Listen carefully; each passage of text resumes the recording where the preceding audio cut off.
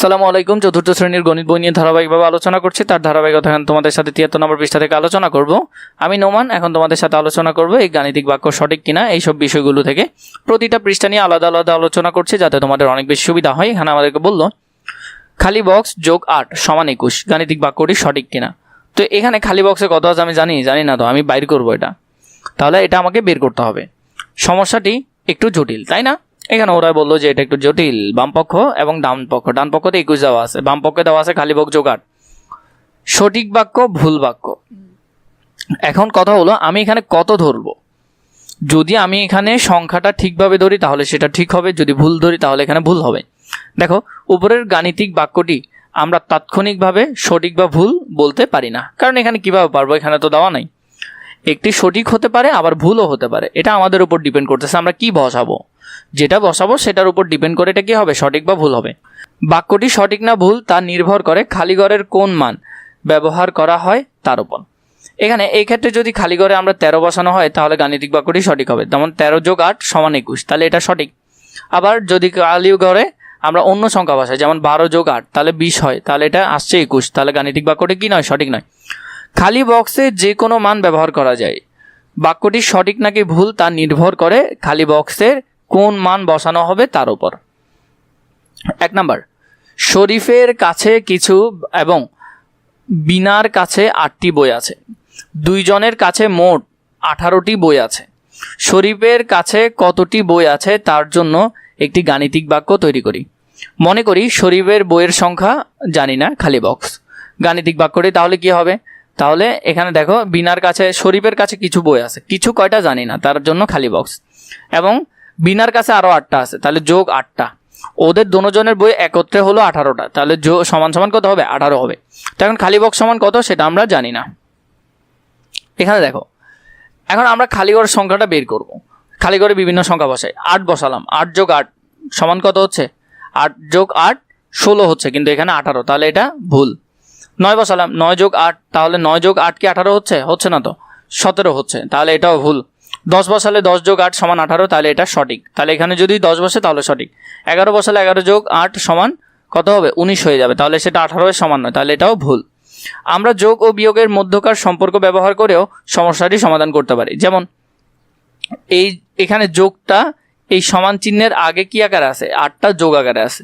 আমরা জানি যে কোনো সংখ্যা যদি সমান চিহ্নের ওইদিকে চলে যায়, যোগ থাকলে সেটা বিয়োগ হয়ে যায়, বিয়োগ থাকলে সেটা যোগ হয়ে যায়, গুণ থাকলে সেটা ভাগ হয়ে যায়, আর ভাগ থাকলে সেটা গুণ হয়ে যায়।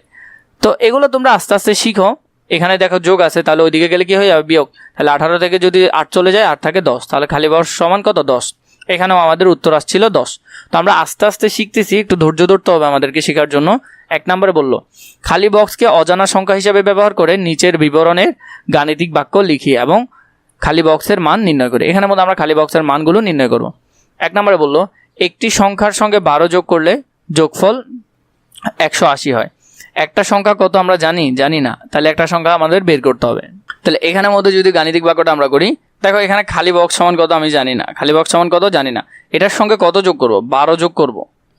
12 যোগ করলে ওরা বললো কত হবে, 180 হবে।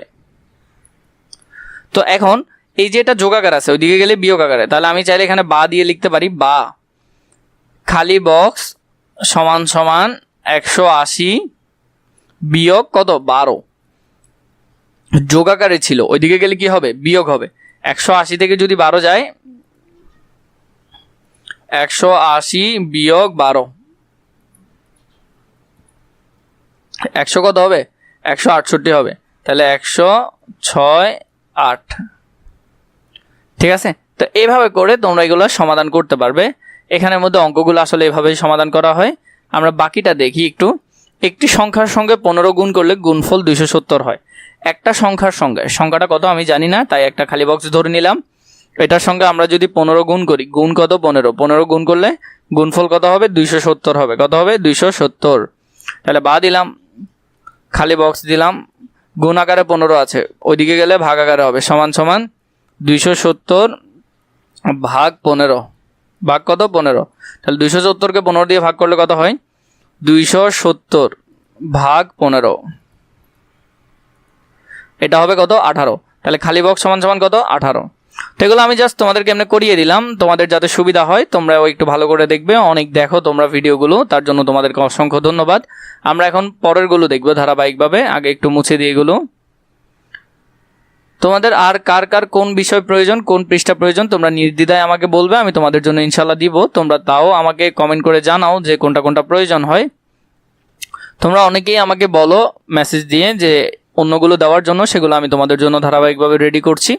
তোমরা পুরোপুরি বই আমাদের কাছে পেয়ে যাবে। গাণিতিক বাক্য তৈরির খেলা, 2 জন করে 2টি দল থাকবে।